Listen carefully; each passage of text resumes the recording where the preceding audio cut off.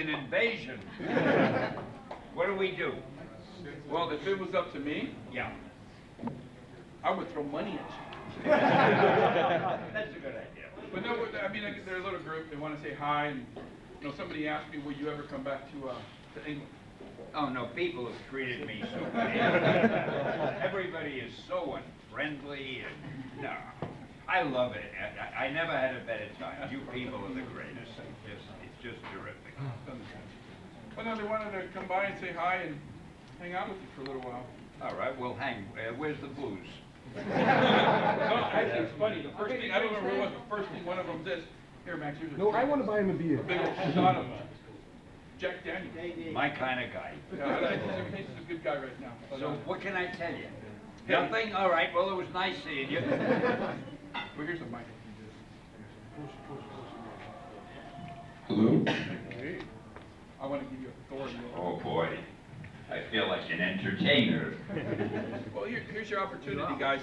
I can tell you right now, you can ask any question you want, but when it comes to, I may not know the answer, but you can go ahead and ask. but just be respectful and just take your time so you understand. Stan, can I ask you a question, please? Hi, Yes, you may ask a question.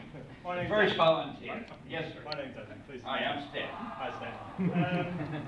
We hear a lot about the creative process that you went through with Steve Ditko and Jack Kirby in your offices.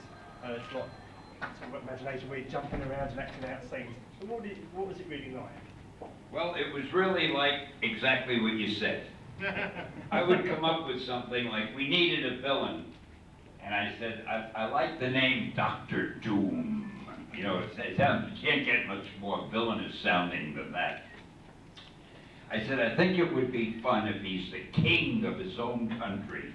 So when he comes to any other country, he can't get arrested because he has diplomatic immunity. And then I thought it would be a good idea if he wore an iron mask and a cloak, and he really looked. So Jack said, well, how come he wears a mask?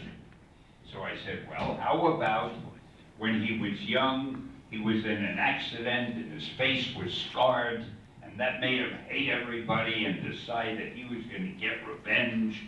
But the funny thing about it was, Jack had him sitting in a chair in one drawing, and he sat like this. And I said, Jack, he's Dr. Doom. He doesn't sit like this. He sits like this. And Jack drew him that way. And that's what I used to do. I'm really a frustrated ham. I always wanted to be an actor. So I used to love to be with the artist and say, no, the character doesn't point like that. He points like that. You know, and I'd always act everything out, and sometimes I'd jump on the table and I'd say, this is the way he ought to fall off the table, and hurt myself all the time. But it was fun, and I think the artists enjoyed it too. We made a game out of it almost. We kept acting out all the roles for the characters. I almost felt guilty getting paid for what we did, because it was like we were playing all the time. And you see, you ask a question, you get an answer. Wow. That's the way I am, a great human being. Did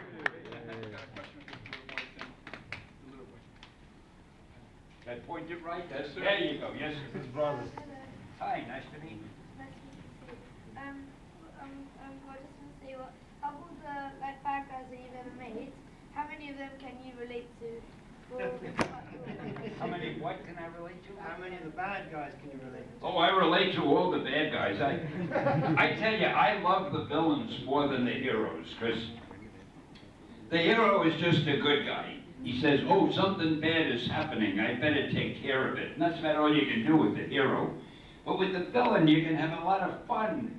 I mean, the villains have so many motives for what they do, and they're always planning to destroy the human race and to kill the hero, and they're a lot of fun, as long as they're not real. I wouldn't want to meet one in real life, because I'm basically a coward.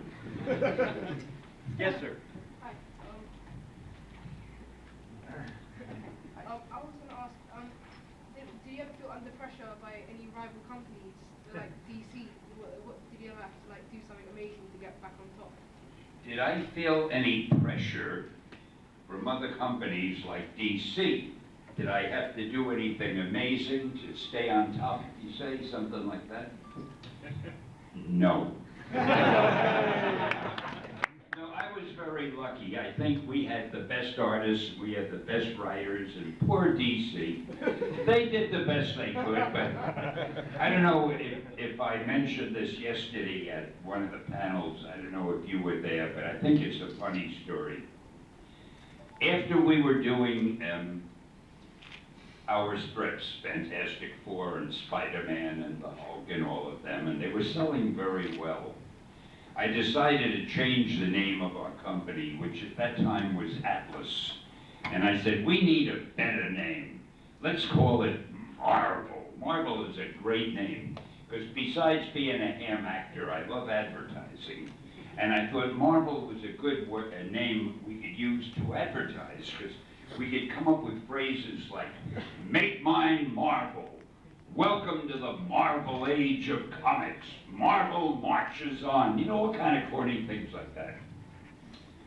When we changed our name, DC had been named National Comics. And they decided, well, if Atlas changes its name to Marvel, we'll change our name too. And they spent a lot of money hiring an organization. I didn't know there were such organizations that does their business is they come up with names for companies. So they paid this organization a lot of money, and the name they came up with was DC. And we were Marvel, and they were DC. So that'll give you an idea of how much competition we had. Competition. Yes, sir. Hi. What do you feel about the fact that a lot of heroes kill people? Heroes kill people now? What do you feel about that? You know, I haven't been reading the books lately, and I didn't know that heroes are killing people, but if you want my honest opinion, I don't like it. I tried not to have anybody really kill anybody, but once we had Spider-Man's girlfriend died, but that was a very important thing, and we made a big thing out of it. But we never had our heroes really kill anybody that I can remember, and I don't, if they are doing it, I don't know why. And I will look into it. Yes, sir. I mean, you wrote, obviously, fantastic stories, but was there a writer that you really kind of did stories that you wished you had done? Was there someone you admired in the comics? The one writer that I really admire in comics is not an American, but he's an English writer, and he's the fellow who did the, they did a movie of it, I forget the name. Who? Alan Moore.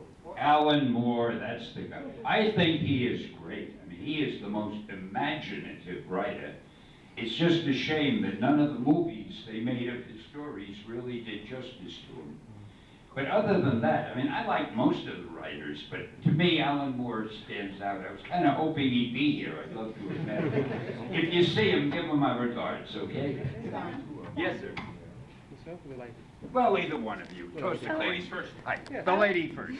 I was wondering, as a writer, do you ever feel guilty for killing off characters? Do you ever feel like connected to them, or do you just say, oh, they're fictional, they're not real, I don't care, they're just... Do I ever feel connected to who? Your characters, like when you kill them off or something, do you ever feel like that affects you? Does it stay with you, or can you dismiss it? She said a funny thing. She said, do I feel connected to my characters like when I kill them off? I don't kill them off. I killed one character. I once killed her father. No, I killed her father, Captain Stacy in Spider-Man.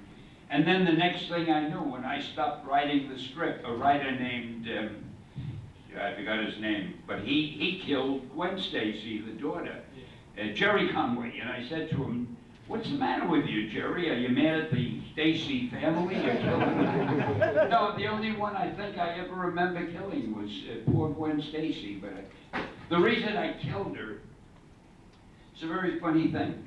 When we started, I mean, killing her isn't funny. I mean, it's an ironic thing. I don't want to say the wrong thing because I'm supposed to be a writer.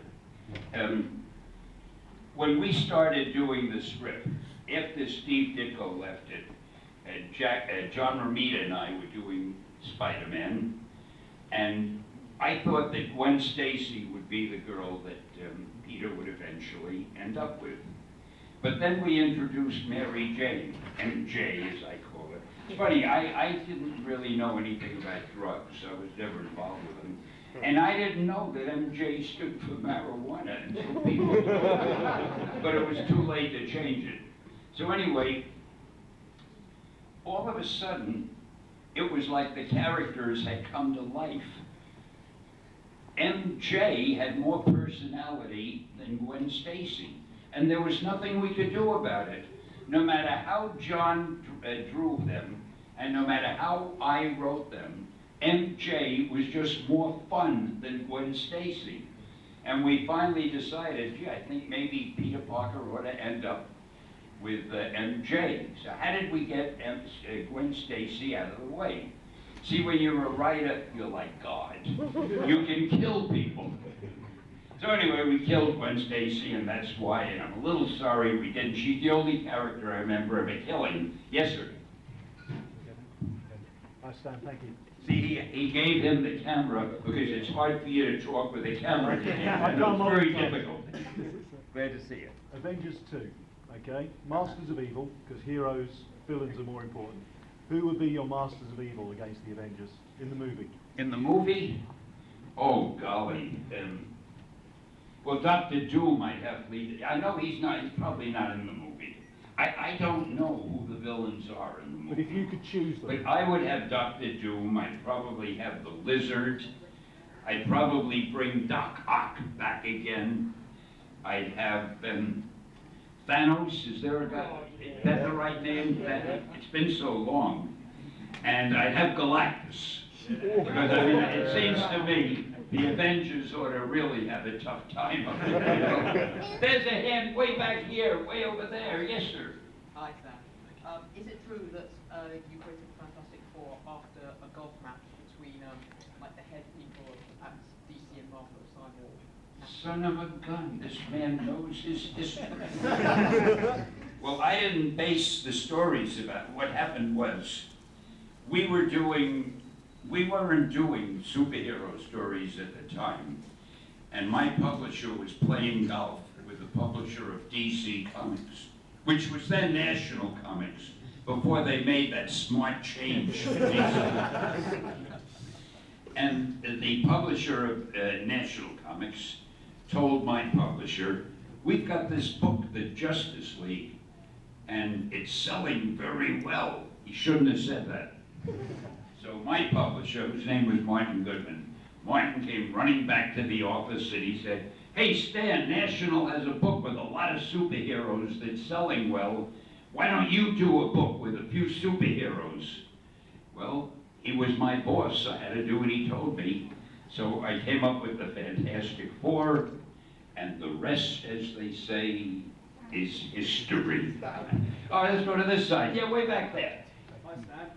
My name's Will. What are you standing on? I thought you were very tall. Stan, it's a pleasure. What I'd like to know is, Brian Bendis is writing Ultimate Spider-Man. Oh, what? Brian Bendis is Yeah. currently writing Ultimate Spider-Man. He's done a lot of creative changes and what have you. What do you think of the current situation of Spider-Man, changing identity, killing off Peter Parker, but his morals still being from great power comes great responsibility? I can't really comment too much about it because I don't read the books now, which is a terrible thing to say, but I don't have time. But what happens is they have to make changes with the characters, because if you think of, and Brian Bendis, by the way, is a great writer and a friend of mine. If you think about it, Spider-Man and most of the characters started in the early 1960s. It's now 2000 and something, I'm not good at math, but it's been a long time.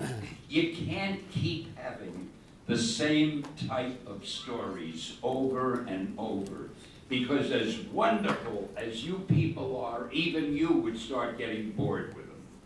So the editors, they suffer. They stay up nights. The reason most of them are bald-headed, tearing their hair out, trying to think, what can we do that's new? Maybe we'll publish a story where Spider-Man starts being a villain, and we'll let that run for a while. Or maybe we'll kill him and have somebody take his place, and then a year later it'll determine he wasn't really dead. Or, I mean, they desperately try to find new things they can do to make you keep reading the book, because they're greedy and selfish and want every dollar they can possibly make. And that's about it. Right over there, yeah. Yes, madam. I was wondering if I could ask you, when you do cameos in lots of Marvel movies, we all spend the whole time waiting to find out where you are, more than watching the film itself. Do you get to pick the cameos you're in? I would like it, for those of you who didn't hear that really interesting question, do I get to pick the cameos that I'm in? I would love to say yes. I would love to say I have a tremendous amount of authority over these movie people. But the way it really happens, the phone rings one day, and it's the director of one of the movies. Hey Stan, are you free today? Come down to the studio, we're ready for your cameo. I never know what it'll be. And I get down to the studio, and I have to go, the first thing I have to do is go to wardrobe. Now let's say I'm dressed like this when I go to the studio. The wardrobe woman will say, well, we gotta get rid of all your clothes. I say, okay. And then she gives me a black sweater, a pair of pants like this, and a pair of sneakers like that, and a white shirt. And I say, well, this is what I was wearing when I came in. I know, but you have to wear our clothes. So it's kind of funny. And then I go to makeup, where they try to make me look like Brad Pitt, which of course is easy because I resemble him anyway. And I say, why are you making me up? I'm not playing a leading man, and I'm a truck driver, so it doesn't matter. The last one, I still kept the cap. If you saw the one from Thor where I drove the truck, I still have the cap. I have it up in my room. And I never, to answer your question, not only do I not figure out what my cameo will be, I never know what it'll be until I get there. But I can tell you that the cameos that I have in the new Spider-Man and Avengers are very funny, and I think you'll get a kick out of them. And yes, over here.